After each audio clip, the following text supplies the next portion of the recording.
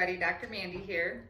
I am on today to talk about the parts of your hearing exam. So when you come in for a hearing test, what is the most important score on that test that you need to pay attention to? So the most important score is going to be the word understanding score. And the higher the score, if you have hearing loss, the better that you're gonna adjust and do well with hearing aids.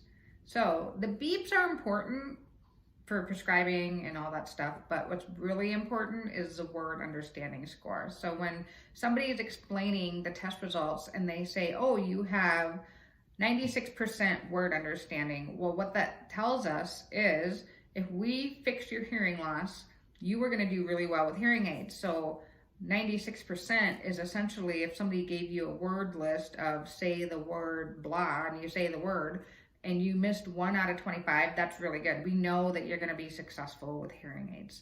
If you get a score that's 72%, 50%, something like that, that means hearing aids are still going to help, but it might take you longer to adjust. And the nice thing is once you correct your hearing loss early on, and if your score is like that, you will actually see that score over time get better and better and better, because what you're doing is you're exercising your brain to hear things again, and that word understanding score should go back up as time goes on.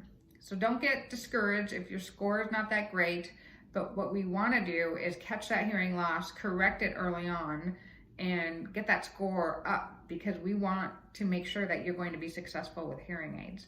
So if you have any questions about your hearing evaluation and you want to talk more about if hearing aids are of a benefit, give us a call, 605-306-3050. Have a great day. We are here to help. If you want to chat with Dr. Mandy, go to SiouxFallsAudiologyAssociates.com.